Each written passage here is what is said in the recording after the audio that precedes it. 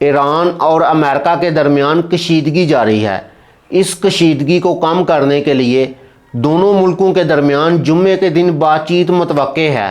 اس بات چیت میں دوسرے ممالک جیسا کہ سعودی عربیہ، عمان، قطر، UAE اور پاکستان کے فورن منسٹرز کو بھی دعوت دی گئی ہے، لیکن بات چیت کا ایگزیکٹ پوائنٹ کیا ہوگا اس کے بارے میں کوئی بھی آفیشیل اناؤنسمنٹ نہیں ہوئی۔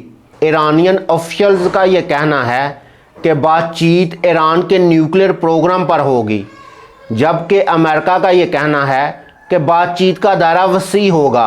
اس میں ایران کا ڈیفنس پروگرام، ایران کے بیلسٹک میزائلز اور ایران کا اپنی پروکسیز کے ساتھ تعلق کیا ہوگا، یہ سارے ایشوز ڈسکس ہوں گے۔ اب دونوں ملکوں کی ڈیمانڈز میں بہت بڑا گیپ ہے، تو کیا بات چیت فائدہ مند ہوگی؟ بہت سارے تجزیہ نگاروں کا یہ کہنا ہے کہ بات چیت کا کوئی مثبت نتیجہ نہیں نکلے گا۔ اگر ایک لمحے کے لیے یہ فرض کر لیا جائے کہ ایران امریکہ کی ساری باتیں مان گیا ہے، تو پھر بھی اس کی کیا گارنٹی ہے کہ امریکہ ایران پر حملہ نہیں کرے گا؟ امریکہ نے وینزویلا پر قبضہ اس بات کا سہارا لیتے ہوئے کیا کہ وینزویلا کی حکومت کرپٹ اور غیر قانونی ہے، جو نارکو ٹیرورزم کی سرپرستی کرتی ہے اور امریکہ میں کوکین بیچتی ہے۔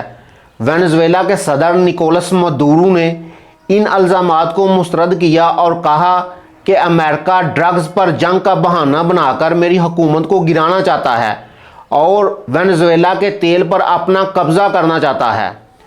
اب جب ایک پارٹی الزامات لگا رہی ہے اور دوسری پارٹی ان الزامات کو مسترد کر رہی ہے، تو فیصلہ انٹرنیشنل کورٹ آف جسٹس میں جانا چاہیے تھا، تاکہ وہاں جا کر پتہ چلتا کہ کون سی پارٹی درست ہے اور کون سی پارٹی غلط ہے۔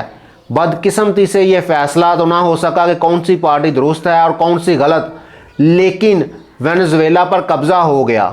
پچھلے سال بھی ایران اور امریکہ کے درمیان بات چیت جاری تھی کہ اس بات چیت کے دوران ہی اسرائیل نے ایران پر حملہ کر دیا اور بعد میں امریکہ بھی شامل ہو گیا۔ اس حملے میں ایران کی نیوکلیئر فیسلٹیز، نیوکلیئر سائنسدان، ملٹری ہیڈ کوارٹرز اور سویلین انفراسٹرکچر کو نشانہ بنایا گیا۔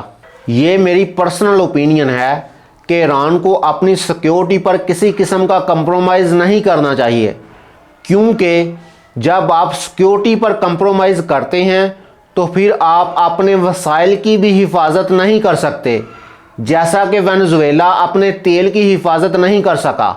ایران کے صدر نے اپنے سفارتکاروں کو برابری اور منصفانہ بات چیت کرنے کا کہا ہے، تو کیا ایران اور امریکہ کے درمیان کوئی ڈیل ہوگی؟